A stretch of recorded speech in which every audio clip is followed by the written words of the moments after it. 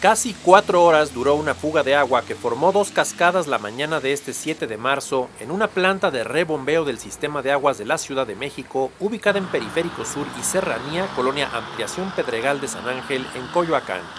El SACMEX informó que el derrame reportado alrededor de las 7 horas fue causado por la ruptura de un tubo de 36 pulgadas en sus instalaciones y personal trabajó para reparar la avería.